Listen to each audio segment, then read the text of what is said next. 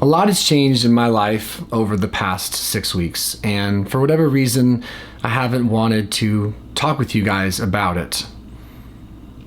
It's impacted every facet of my life, from the day-to-day aspect of things, and certainly it has impacted me here. And I think what I want to do in this video is just explore my thoughts. I want to talk about some old insecurities that have come up for me that I very much thought I'd processed and worked through from yesteryear, and just open-ended vent to you guys about everything that's been going on that I haven't been talking about with you. So, in that respect, there's a few things I want to let you know going into this video, which is long-winded. One, I'm not going to edit or censor this video. Whatever I end up saying right now stays. This is very reminiscent to the handful of people that remember this channel in the early days, where I simply opened up my laptop, I hit record on the photo booth app from my Mac, and I just talked.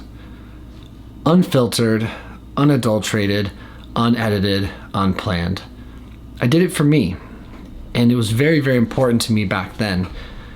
And I think one thing it's very useful for is being vulnerable, because you get what you see. There's no script, there's no plan. This is just me, and that's what this video is going to be.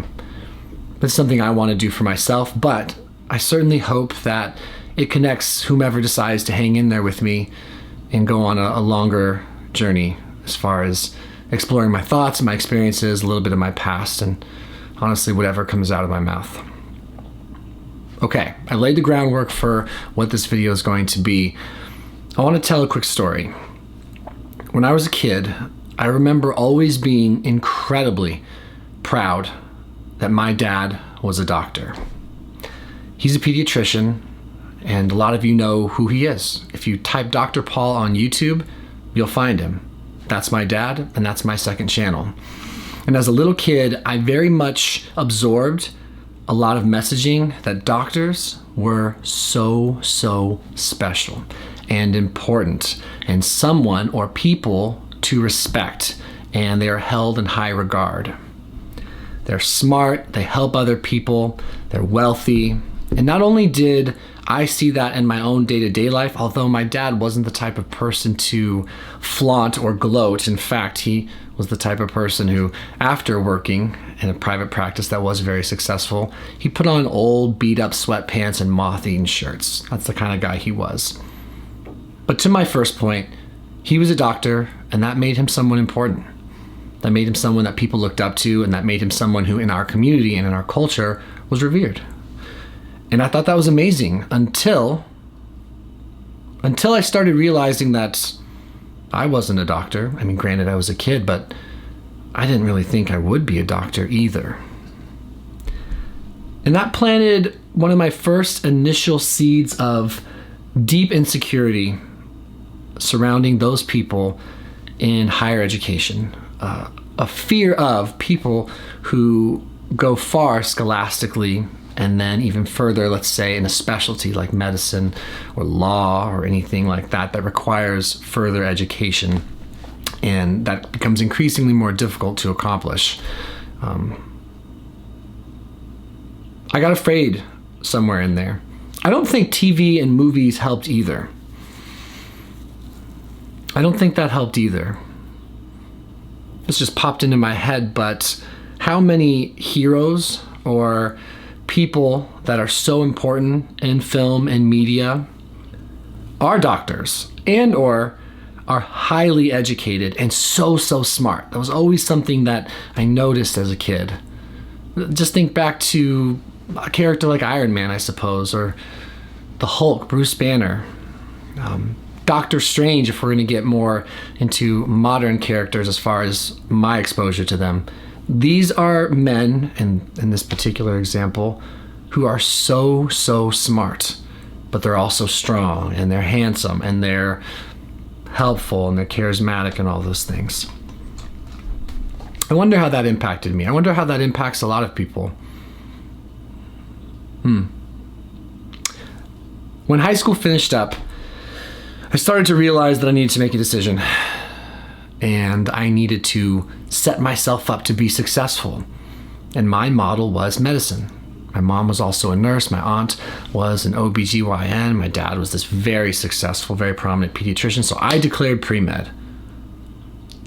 And I think deep down, I knew that I did that purely out of insecurity and fear. I didn't know who I was. I didn't know what I wanted. I think I wanted to be a famous person. I think I wanted to actually be an actor or a rapper or something in that respect. But I didn't think that was something other people would respect. And so I started my journey of trying to mold myself to fit, to be okay, to be good enough, deeply insecure. A lot of which I've worked through in therapy. So I declared pre-med. I struggled. I got through chemistry and some biology and almost made it 2 years into Portland State University. And I did fine. I think my GPA was 3.2, but I was doing it for the wrong reasons. It was very overwhelming and I didn't know who I was and I dropped out. Now, I never finished school. It sort of hung over my head as well. I quit when it got uncomfortable and difficult. A pattern, admittedly. Not in all things, but a pattern. Things get uncomfortable, I get scared, and I run. It's something that had happened to me a great many times, and it hasn't happened much lately, but it still can come up if I'm not careful. I think not finishing school really was hard for my brain because particularly how I was raised, getting an education and the way education is spoken about often was something that was always valued. It was something that was always elevated as a very important thing to do, and I didn't do it. But in my own way, on my own time, I did find success as far as what I could tell appeared to be success, and I was getting feedback from others that it was success. And it was a messy journey, and it was YouTube. YouTube was the first thing I ever did that gained a lot of respect from other people as to me being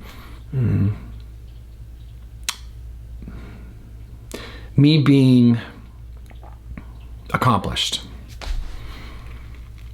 And that felt good to get recognition for that sort of thing. I built up on this platform all of you guys, and you're certainly more than a number to me, but as far as an outside person looking in, I'm a very successful YouTuber, entrepreneur, content creator.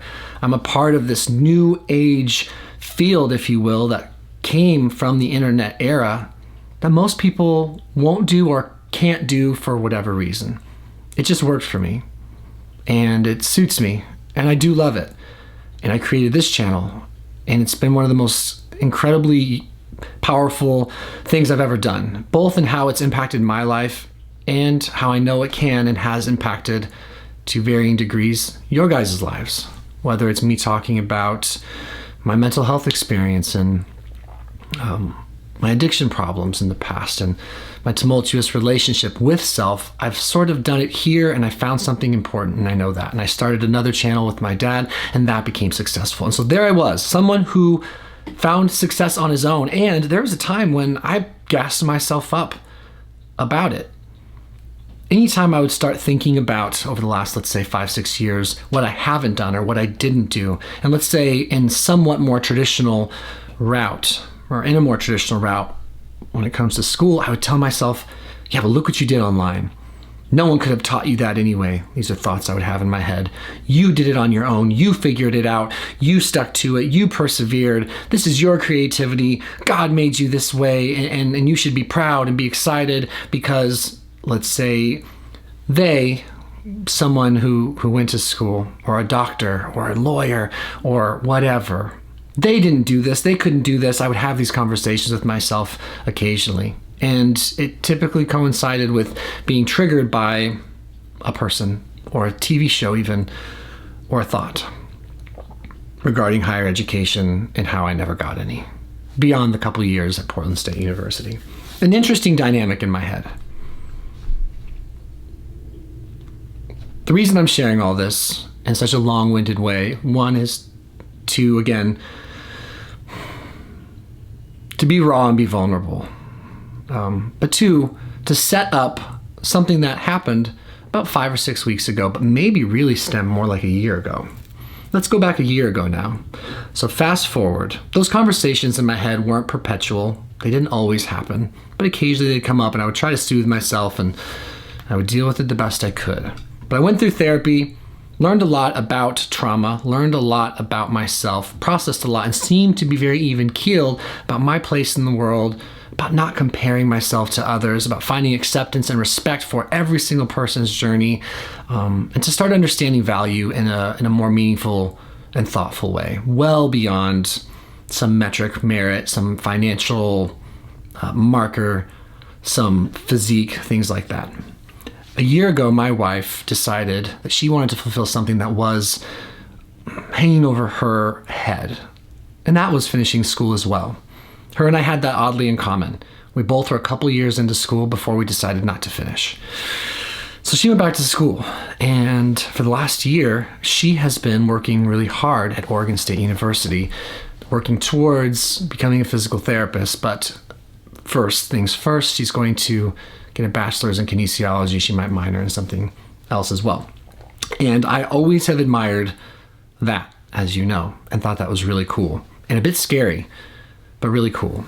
And so she's been at it, and she's a year into her program. She has a year left, maybe a touch less. And it's been very inspiring.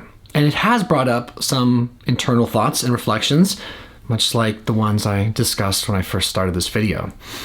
I never finished school. Sometimes my brain will tell me, maybe I should finish school. But then I'd ask myself, for who and why? And do you know what your motivation is? Is it fear-driven, or is it something intrinsically positive and motivating outside of being insecure and scared? I suppose of other people, of the world, I don't know. But Jesse's been at it, and it's been on my mind a little bit. If I did go back to school, what would it be? Occasionally I end up thinking psychology, because the way the brain works, how we process our thoughts, how we deal with our sadness, how we work through legit conditions of a psychiatric nature. It's important to me. It impacts me deeply. It's very personal to me, as some of you know, based on my history with mental health problems, some of which have been very severe. But I didn't make anything happen. I didn't do anything. I just thought about it. Stayed on my course. And that brings us to 5-6 weeks ago. I made a video on this channel saying maybe it's time for a life change. YouTube hasn't been particularly profitable lately. And I haven't been particularly creative in diversifying my income or leveraging my platform to be more financially stable. I depend a lot on ad revenue, AdSense. And there were many good months where thankfully, because of the infrastructure I had in place with my 2 channels, I was able to pay my bills and put some money away in savings and thrive and be successful. But the last few months have been more difficult, and I've decided that maybe it was time to do something different, not leave the platform, because I don't think I ever will, because this is home-based for me. This is a lot more than money, but just expand. My wife is working hard. I'm sitting at home at night, post-coaching and training, not really doing much. Sitting on the couch a lot, watching a lot of movies, just sort of existing. By the way, that's pretty fun for a time, and I have enjoyed simply being. But I was having that internal struggle that, first and foremost, I wanted to have the thought of myself that I was being useful and that my behavior was falling in line pretty much with who I thought I was and what I thought was important to me. As much as I enjoy making YouTube videos, and I do, and as powerful as they can be, both in impact potentially and certainly financially, sitting in a slightly sinking ship without doing anything different or pivoting wasn't going to work out long term. Side note, I don't want her being Jess, my wife, to worry about money when she's in school. The fact that she's been able to get herself to go back into school, something that has hung over her and caused her a fair bit of distress over the years, is so inspirational to me and so important to me. My job within my own ears, or between my own ears, is to support her mentally, emotionally, and in this circumstance, financially, so that she can focus on school. So I made a video saying maybe it's time for a career change. Thought maybe I should just mix it up, do something different. I've made YouTube videos, edited for an online show, and done CrossFit coaching and training for a long time. Maybe I'll do something different. I explored sales. I don't think it's me. Not sales in the traditional sales market where, let's say, leveraging my ability to be fairly well-spoken and my charisma to make sales, I could be successful. I realized that wasn't going to work for me because I'm too deeply tied to fitness, health, YouTube, mental health, something like that. It had to be in a world that was more personal to me, I thought. So I went online and I found an incredible opportunity for part-time work at another CrossFit gym. I told myself if I wasn't going to put extra work into YouTube, then I wanted to do something that was making my time more useful, more valuable, so long as it didn't take away from my current responsibilities and my wants professionally on here. So I found a job. Great offering from this really cool spot called Woodslawn Fitness, CrossFit Woodslawn. And I submitted a resume, my first resume ever, and that, boom, was one of the first times that I got worried about not being good enough in a long time. Ooh, I haven't filled out a resume in forever. I have my last work experience outside of coaching for the other gym, I haven't had any for a really long time. So it challenged me a little bit, but I got through. I submitted my resume and my application, answered a few questions, did an online interview, or answered some online questions, Why do you want to be a coach?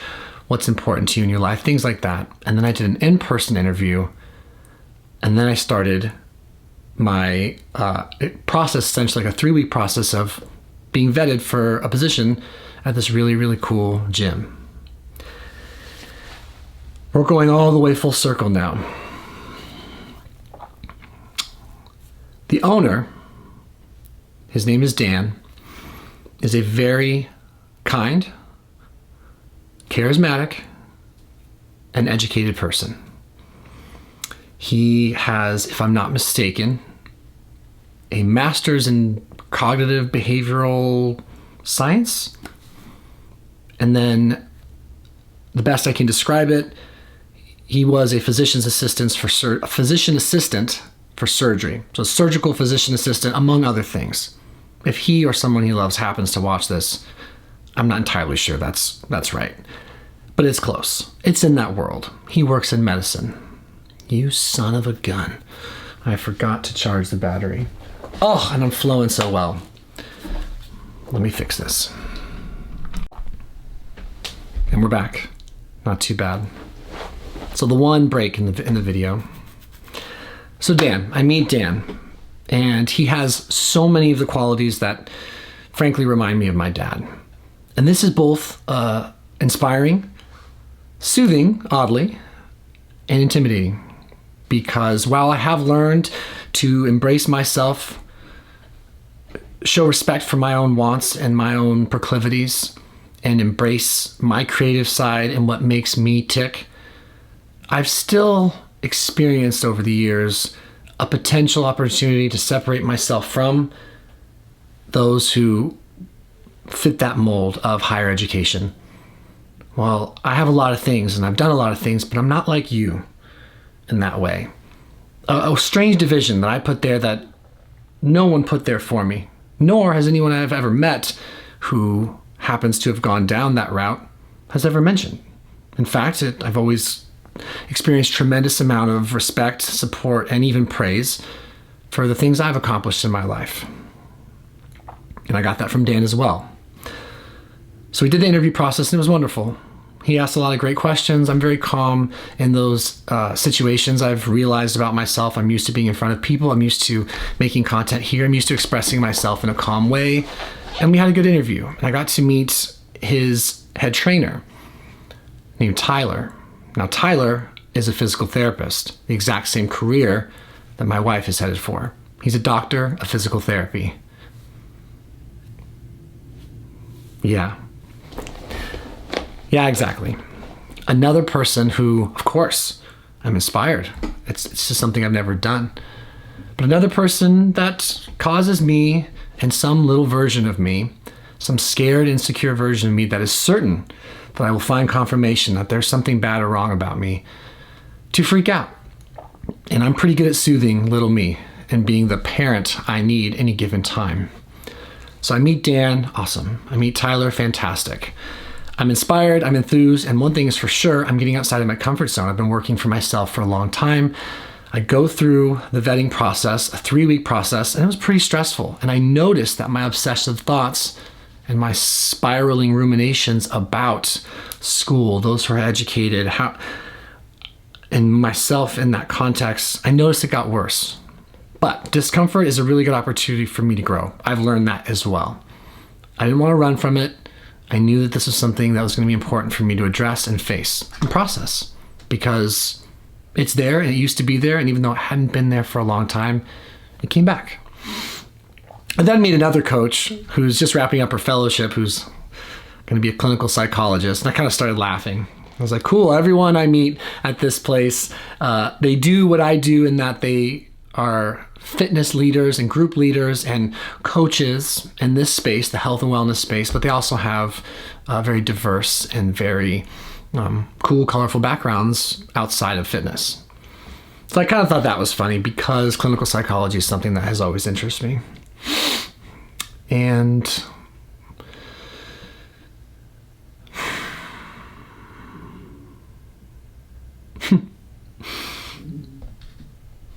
so I've been obsessing about what I want, trying to understand once more where this is all coming from. There's something that I say to myself often, anytime I get scared, anytime someone else scares me for one reason or another, be inspired, not intimidated. And that's how I'd want someone to be for me if they ever had a similar thought. For whatever reason, based on the things I have found success in and the qualities that are attractive that someone else might want that I possess. I'd always want someone to be inspired and not intimidated by me. I know that we're all people, and I know that whatever these thoughts are, I can explore them. I know they're valid, but I also know that I'm good enough. And there's nothing bad or wrong about me. And there's nothing wrong with this coming up once more, which it has. Thankfully, I have a fairly good grasp on myself and my actions. I've really, really enjoyed working in the mornings at CrossFit Woodslawn. I have not been a morning person in a very long time, just based on my life and my schedule. But now, Monday and Thursday, I'm up at 5 a.m. and on Tuesday, probably 7. And it's been an adjustment. Learning how to sleep again is what provoked my last video, and trying to quell some of these insecurities while making sure that the confident and proud parts of myself come through in a way that help others and that excite me. Thankfully, I love fitness and I love coaching and I love people and I love being useful to people. And I'm very much enjoying seeing my behavior fall a little more in line with who I think I am, particularly in how it demonstrates support for my wife within my own ears. And beyond that, I've started looking at some schools again. Gently, just exploring. Saying to myself, what would it mean to go back to school for me this time for the right reasons, and what would that look like? Been looking at some online schools. Southern New Hampshire University has come up multiple times in searches as a reasonable option, an accredited and respectable option for adult students like me who have very busy, full lives, who might want to go back and explore higher education once more. So I'm looking at that, and I'm trying to, at all costs, laugh a little bit and enjoy this little part of my brain that has been re-stimulated. I think so long as I don't run from it, so long as I don't try to escape it, and so long as I keep a good sense of humor and continue to communicate it to other people, it can only elevate me as a human being and as a man. Everyone I've ever met in higher education is just like me or just like you in one way or another, and often in many, many ways. And it's funny, when old ruminations come back for me, I laugh to myself and I think, you already figured this out to the point that you would need to put it away and move on. How is this coming back? But the brain doesn't know time and space that way. That I do know. The memories we hold and the hormonal connections to those memories, they live on forever, and they can be as powerful, as potent, and as vivid as a real experience in real time. So that little boy that looked up to his dad but wondered if he'd ever be good enough, he's still there. And when I put myself in that place and I have those thoughts, those connections in my brain, they fire. And I know that. And this is why therapy is so important. And this is why communication is so important. And this is why vulnerability is so powerful. So many of us, I know this, we're living in our head. And as confident as we might act, or as many parts of us that have so much poise that may exist, we all have these little voices in our head and these little thoughts and these feelings attached to those thoughts that are kind of scary and annoying and uncomfortable. However, I'm committed to charging through, and I know something incredibly beautiful is going to happen as a result. I've been comfortable for a long time, and I'm getting a bit uncomfortable again in certain ways. It's not hard to coach there. I love coaching. That part's easy. But in the ways that bring up sleep, needing to be better, and becoming more in tune with my thoughts and my wants. It's been good and a bit uncomfortable. I don't want to deny that it's been a bit uncomfortable. But I am going to be okay. And this is a good thing. And there is nothing bad or wrong about me. And I am good enough, and I have my place in this world. And I don't need to be afraid. It's been really funny. During the interview, as I'm having all of these old thoughts about how cool it is to pursue higher education in a given field and to see that through, because it's that thing I never finished, right? It's always over me in some way or shape or form. On the other end, I've got Dan almost speaking to that inner child in me without knowing it, the guy that owns this business, who's running a really incredible business with an incredible team. He's sitting there giving me unrequested but very much appreciated support, praise, and validation for the years and years I've put in to building an online audience and to putting my best foot forward and all of that. To me, being a pro YouTuber, I'm not going to qualify that. Being a professional YouTuber seems way less scary and way less daunting than seeing school all the way through. It's an interesting dichotomy in my head. So I've got Dan soothing me without realizing it, just by being polite and kind. And then in my head, I'm comparing myself and being reminded of what I consider to be, I guess I would say old failures, but I don't think it's quite that simple. I never have. I've been deeply moved and inspired by many people who are so brilliant, so talented, and so successful, who never went to school. So I know that exists. And I know success is a spectrum, right? There's emotional success, financial success, marital success, social success. There's physical success, there's spiritual success. My goal is to be a well-balanced and well-meaning, well-intentioned, successful human being, well outside of the specific reasons that I've been challenged. I think that's all I want to say. I know this has been a longer video, but man, it feels good to talk like this. So thank you. If you made it this far, why don't you put in the comment section below, together. TOGETHER. Together. That would mean a lot to me. I'd be happy to know you stuck around. That's pretty impressive and pretty powerful. If you can relate to any type of death by comparison, insecurity moments in your life, I'd love if you shared about them. If you have a specific means to which you were able to work through and process, share. That can help people in the comment section below, and I'm sure I could learn something too. And if you haven't really sorted out some of the discomfort of those experiences, but you just want to talk about it, I want you to do that as well. I think it's a universal thing. And this is one of those things for me that I get to acknowledge and I get to process. For other people, it might be comparing your physique to someone else. To other people, it might be comparing the number of friends they have or who knows what. But I do know that Comparison, especially if it turns into intimidation and self-loathing, is the death of happiness. And so I'm thankful and annoyed that I get to readdress these issues, grow from them, and 100% become a better version of myself because of it. I'm not running away, that's for sure. And I'm going to stand in my truth and in my presence and my greatness for the things that I have and I love about myself. And I'm going to explore those things that clearly are a little scary for me and see what needs to come next. Jiminy Christmas. Okay. Again, my name is Noah. One day, 1 hour, 1 minute at a time, we can get through whatever we're going through, and we certainly can do it together. If you're not doing well, be brave, be strong, get support. And if you're doing well, congrats, good. You deserve it, that's awesome. And maybe see if you can be uplifting to someone else. And we'll see you guys in the next video.